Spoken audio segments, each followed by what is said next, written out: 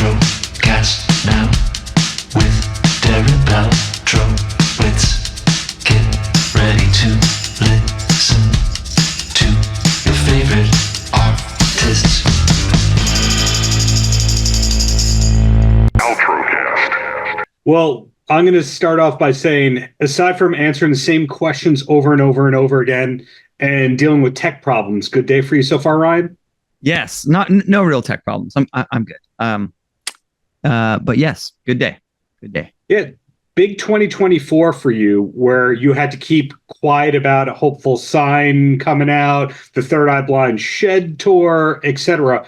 When did you know that Yellowcard was totally back, as opposed to, yeah, we'll do an anniversary and see how it goes? Well, when we got the offer for our tour last summer, I think we immediately felt like it was going to be more than that tour. Mm-hmm. But that's not to say that we knew what that meant, you know. So we're very much in the mindset these days of being excited for what may come, but also being fully prepared to hang it up again if it slows down. Because when we decided to hang it up, it was for real and it felt extremely permanent, and the reasons were very valid. I mean, we were legitimately struggling to fill the venues that we were used to playing, and we felt like we were putting out music that we were really passionate about, but wasn't really connecting with the fan base at large. There was a lot of internal struggle within the band, relationship wise. It was all the reasons why you say, all right, I think we've reached the end of the road. So nowadays we just keep getting these phone calls and offers, and, and every one of them is just like more mind blowing than the last. You know, when you get a phone call, saying that you've been asked to be direct support for one of your all time favorite and most influential rock and roll bands. That's, to be honest, that kind of stuff didn't happen for Yellowcard, even when we were, huge in the early 2000s. I don't think we were ever really seen by anyone other than, our most devoted and most core fan base as anything other than Ocean Avenue. And that's fine. Ocean Avenue is the reason we're here. It's the reason I still have a job.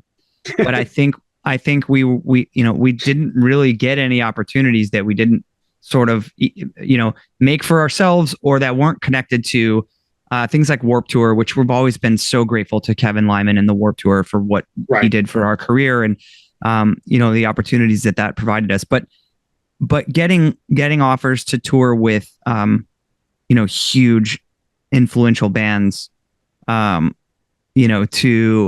play Good Morning America, this kind of stuff wasn't happening back then.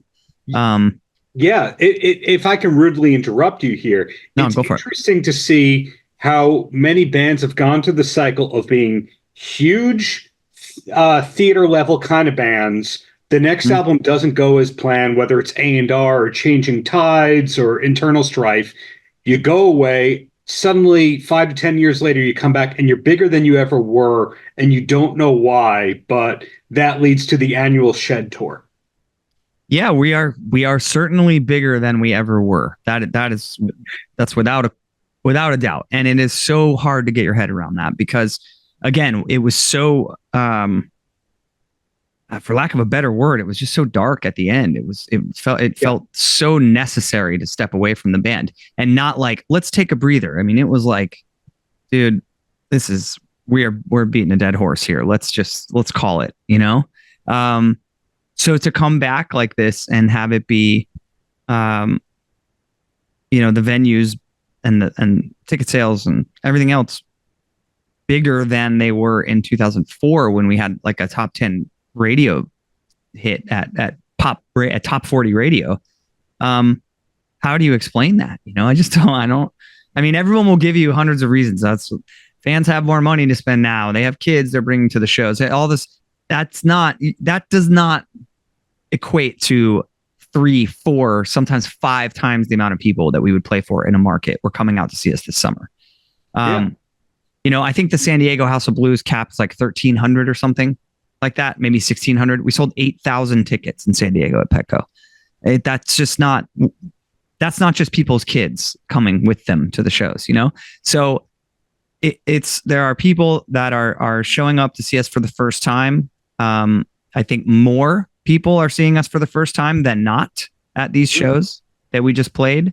That is super inspiring and super cool to see, because I feel like that means we are at the beginning of something. This isn't just a resurgence, just a revival, just a reunion, as you put it. Like, we thought that's probably what it was going to be, but then we got on the tour and realized how many people were coming out to see us for the first time. And the fact that we played the shows and it wasn't just people sitting around waiting to hear Ocean Avenue, because it could have gone that way too. When you have 6,000 people more, in San Diego than you normally play for, you'd assume they're coming and like, I know this band because of that song.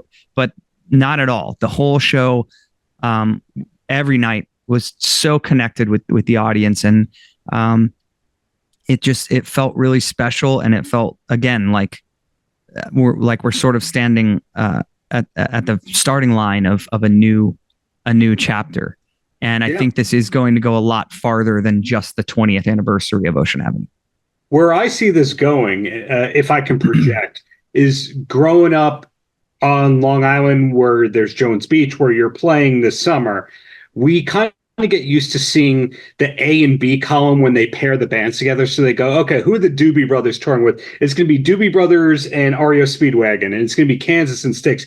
I think in a couple of years, it'll be like, okay, who's Yellowcard touring with? It's going to be Yellowcard, the All American Rejects, and All Time Low. And then those are going to be the tours that are populating that calendar. So that's a good thing. But related to all that, when did you learn how to play for amphitheater kind of like crowds? Because, of course, you're on you can only do this many minutes, and these are your lighting cues and all that kind of stuff. It's more of a scripted show, and that's a different skill set for a front man.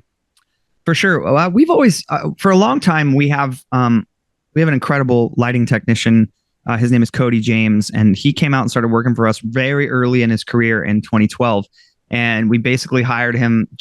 We couldn't afford to carry any lights, but that year was a pretty good year for the band. That was the last really good year before we started heading sort of backsliding down to the eventual breakup of the band.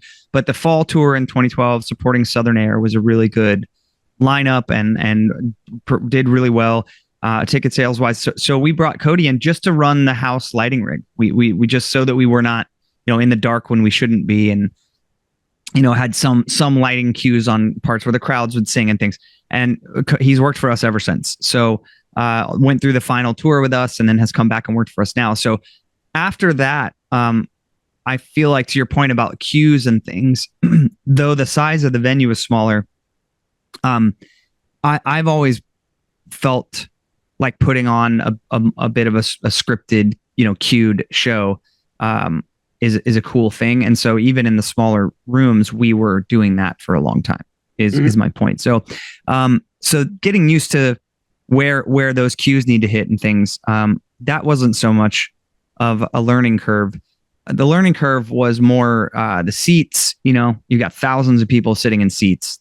When we never play venues like that. And again, back early in our career, we never really did a tour where we were, direct support or co-headlining with another band that was in amphitheaters. We played a few here and there, but nothing like what we did this summer, where I would say probably 80% of the rooms were seated amphitheaters, maybe more than that.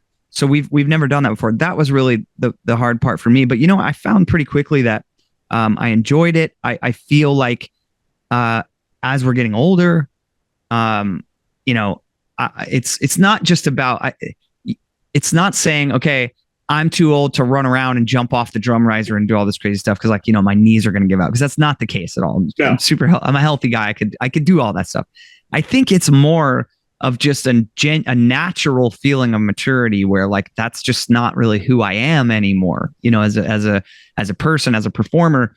And having those seats is actually very conducive to just focusing on your performance and singing and playing well, because the lights are doing so much work.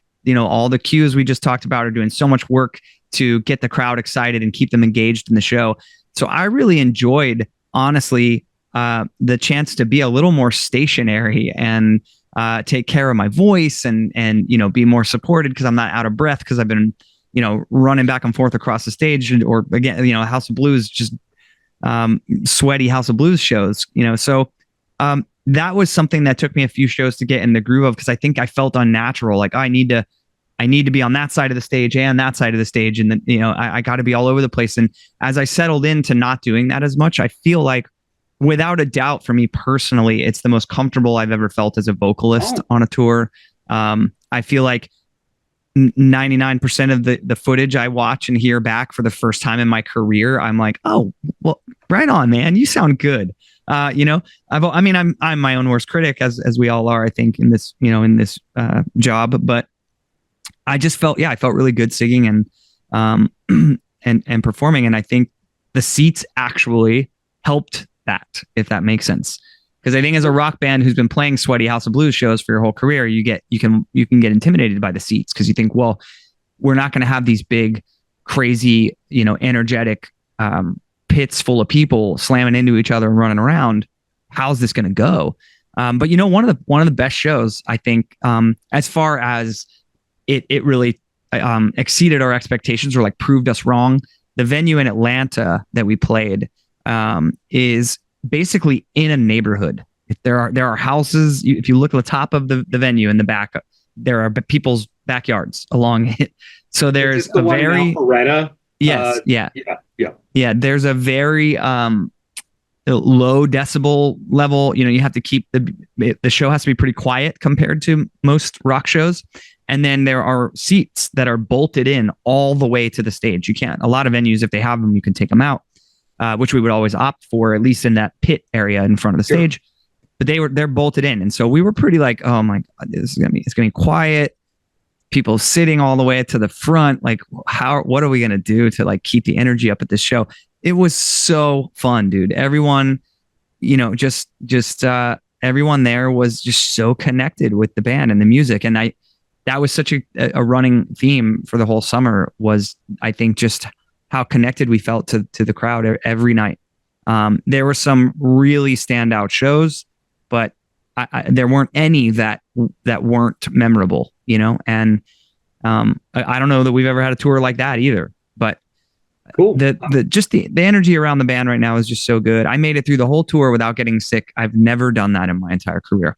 And my illness is related on tour. My sinus infections that I've been riddled with my entire career are equal parts immune system and stress and anxiety. That's what brings those on. And this tour was stress-free, anxiety-free. The energy between, the four of us in the band has never been better. Great. It's just such a cool time to be in Yellowcard. I wish it had always been this way, but better late than never.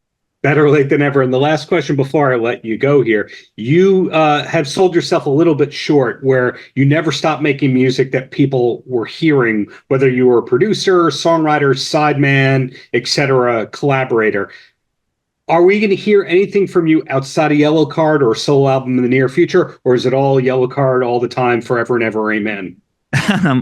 It's a lot of Yellowcard right now. And I'm focused on that. I'm not sure what our plan is yet for new music, but I mean, at this point, it's safe to assume that it's in the pipeline. It's not like I can hide it from everyone, Right. So that's going to be something that obviously I have to focus a ton of energy on. But Ryan Mendez, the lead guitar player of Yellowcard, and myself, we have an electronic, kind of an ambient electronica side project we called Jeddah. You spell it Jedha. We put out a full-length record last year. We scored a movie in 2020, and it's something that when we have time, we're pretty passionate about working on. So we may have a couple of other really, really cool scoring opportunities in the pipeline this year. So we'll be working on that, and we're both hopeful that at some point we can make some new Jeddah music too. So as far as me putting out something on my own, I think as a vocalist, now that I'm sort of back doing Yellowcard, that's where I'm gonna put my focus, and not really be trying to push songwriting on my end. But with Jeddah, it's just so different. It lives in such a different universe. I mean, my solo material also lives in a pretty different universe from Yellowcard as well. But Jeddah being instrumental and electronic, and it's just, you know, it's something. It's really kind of a long-term project for Ryan and I. We hope that when we're old and gray and literally can't be jumping off of drum risers anymore, that we'll be scoring films and TV and making these records and stuff together. So that's, it's something we dream about. And if we can get another Jeddah album together, it's funny, we don't do anything with the project, promotion wise or anything. We just don't have time, and we don't have any new music to push. But we've been hovering like anywhere around 6,000 or 7,000 monthly listeners on Spotify. And that's a tiny number in the grand scheme of things when you think about, Yellowcard has 4.5 million or something. But for us, it's to think that there's like multiple thousands of people that still go and listen to the record we put out last year. It's pretty cool. So we're going to move forward with Jeddah when we can. But to your point, Yellowcard is very much in the forefront as far as, working on something creatively right now. Well, congrats on A Hopeful Sign. Looking for the Jones Beach show on the Third Eye Blind tour. Glad Jeddah's going. There's movie scoring, etc. Yeah. Congrats. Glad to see you're back in top form, and looking forward to what's to come, Ryan. All right, man. Thank you so much for having me, dude. Paltrocast. How's your day going aside from doing interview after interview and answering the same questions and all that stuff? That's exactly what I've been doing. How did you know? I mean, they call it a press day for a reason, and some people love it because it's cheaper than therapy. And then other people go, oh, stop talking about myself, please. Which one are you? It depends on the day. I have to say I like to listen more than talk at this point in my life. Yeah, like my own story gets old after a while, I have to say. That sounds like your background as a boxer, where you're open to being taught. You're very teachable. I am. Every day I'm like, I try to be, the willingness to be teachable, I try because I'm very stubborn by nature. Cold Meat is what we were first connected to talk about. Yes. When did you actually wrap or finish filming on Cold Meat? It's like over a year ago, like a year and a half ago. And, they had a premiere in England that we were at the Fright Fest, and, we couldn't go. I mean, Alan was there in England, my co-star, and we couldn't go because of the actors' strike. So we couldn't promote it. We couldn't watch the movie. We couldn't do the interviews. Slightly depressing. Yeah, I can imagine. A year and a half is not that long in terms of waiting for the movie to come out. But how do you deal with that kind of patience of knowing you did great work and you can't talk about it? It's one of those things where, you never know. Like, I had a feeling that I hope we did good work, but we don't know what it's going to be until we actually see the movie, because sometimes you do one thing and then you see the movie and it's something different. So I'm always hesitant to be too excited. I mean, I had very high hopes because of the director and his experience and my co-star, but I was positively surprised, I have to say. I was like, wow. I mean, I knew it was going to be good, but I didn't think I thought the director did amazing. So. Was it a particularly challenging role for you? Very. One of the hardest ones so far. Yeah, 100%. Not, mentally, maybe not physically so much. I do a lot of physical roles, and this one was mentally very, very tough. Yeah. Well, how much of Anna is there in you, the human being? I squashed the part of Anna in me, the earlier part of Anna in me a long time ago. I was like her. I was a victim of my circumstances. I was in not good relationships. I was, barely making ends meet. And I worked so hard to get out of it. So it was hard to go back there. But Anna has a superpower that I don't have. And that's her daughter. So sometimes I think it's easier for humans to do things for their daughter or for somebody else. In my case, it was my siblings. I had to be there for my siblings, my younger siblings. But I think having a daughter gives you like that extra superpower that, I didn't have to, I didn't have anything to fight for other than myself. So, when you were talking about being in rough relationships, I thought you were referring to Warner Brothers Records for a while. oh, that one was for my soul, crushed me. Yeah. And also I think because I had that stubborn thing, which is a good thing and a bad thing, because female rock wasn't dead. I was going to reinvent the wheel. I got a 6-album deal with I had the best manager. I had, Rob Cavallo, signing me to do my record. I was, I had all these dreams and hopes, as you do, and then they just got squashed. Completely squashed. It's unfortunately one of the most common stories ever, that it's usually the longer the record deal that you sign, the more likely you're going to be dropped before the first album comes out or after the first album comes out. I didn't get dropped. I had to fight to get out. They just didn't want to release my album. So I wrote 160 songs. They fired my band, and then they had me write with all these people. I wrote 160 songs, and they just didn't know what to do with me because it wasn't authentic anymore at that point. And then, they didn't want to let me go either. So it was a long, excruciating battle that, almost, broke me there. Yeah. I can only imagine, because that's another situation where you're creative and you're pouring your heart out, but you're waiting for somebody else to release it, somebody else to distribute it. And then if you speak out publicly about your record company being bad, that blackballs you further. So it's really I was I sold my condo, I sold everything, I got out of my record deal, and then what I did, I got everything back, and then I went and I started with another band called Letters from the Fire, became their lead singer, and I said, these are the songs we're doing. So I at least got to do some of the songs that were supposed to be on the record. So I got a little bit of redemption. Right. Yeah. Yes. So do you still have the musical bug? Because I know that you've been able to sing on some soundtracks. Yes. Are you a singer who acts? Are you an actress who sings? Because I know there's also production work. You're very hard to define. I can't just go, well, Nina is blank at this point in time.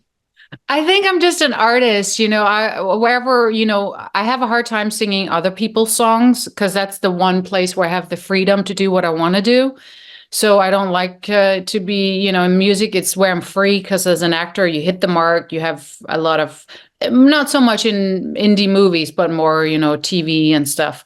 So that's the one place where I don't like to being told what to do. But I think I'm both. I'm just an artist who like to express myself. Where in singing, it's a little bit in a box because I sing a certain kind of music. And whenever I try to go outside the box, the bandmates, whoever does not like it. Whereas an actor, I get to, explore all these different parts of myself. But I'm still doing music. I just can't tour. I can't do both because it's like having two lovers. It's like one have this and the other have that, but you can't have both. They just don't get along together. There's just not enough time. Well, when did the love for acting start versus the love for music? I was acting since I was a super young girl. My dad was a professor at the Danish Film School. And your grandfather was a legend. I'm aware of that. Yeah. So, my grandmother was a Russian gypsy singer. So a tour with her, I would always act and sing. And I think, to be completely honest, when I was a little younger, it was a little intimidating having a grandfather like that and having to fill his shoes. And then I remember I went to school, I went to NYU to really learn the craft because I did understand that it's a craft. Mm-hmm. And whether you learn it on your own or you go to school, it is a craft. Acting is a craft, like becoming anything else. So I did learn the craft, and I did do a lot of theater, and I got to, play, in the cherry orchard and plays that my grandfather did. And, and then I was like, oh, I'm actually pretty decent, or at least I work harder than anyone else, so I can become pretty good at it. That's always been my thing. I was never super naturally gifted. I just worked harder than anyone else. That was always my thing.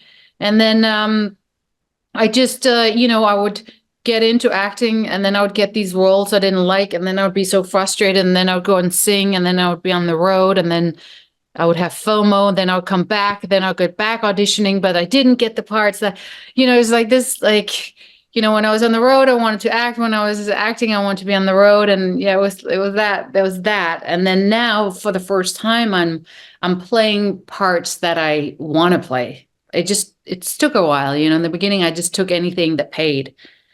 I was like, yay, I'm a working actor. They pay me. Well, it comes back to what you said a little while ago when I said that I couldn't come up with a job title for you. You're an artist. You're a creator. So you're finally at the period of your life where you're just creating the things that you want to create. Yes. And I learned to say no, because I was on a hamster wheel. I was working all the time and I was shooting and I was doing I remember one year, 24 commercials in a year. I've done over 500 campaigns and I was doing all these I did reality TV shows. I did hosting. I would just say yes to everything, but it took me away from what I really wanted to do. Which was create your own art, or what was that thing that you really wanted to do? To do parts, like Cold Meat, where I feel utilized. That part scared me because she's so far away from me. To work with people like Ellen Leach, who's, I think, a brilliant actor, and to do challenging parts. The one I did before was Hell Hath No Fury, which was like that. I've done a lot of really great challenging parts, and I have a few coming up. So then it's fun to act. It's not fun to act hit your mark, say that line, and I don't know what to do with the character, and I don't know how to prepare because I'm just kind of filling out a piece of the story and I don't really matter, and they don't really want you to be creative. They just want you to hit the mark and say your lines. So that didn't really work for me. So now I have all these I'm slowly building, portfolio of parts that I want to do, cool badass women, like women I can sink my teeth into that has a little twist. Sure. So are we allowed to know what film is next, or is it all Cold Meat forever and ever? Because looking at your IMDb, there's a couple of upcoming things. There's the one that just got announced with Aaron Eckhart that Jesse V. Johnson directed that I'm in. I play a smaller part, but it's a great part. She's a very different character. And then I have one on motorcycles that's next that I'm very excited about. Yeah. Wow. Yeah. Okay. So the best. Yeah. And then, yeah.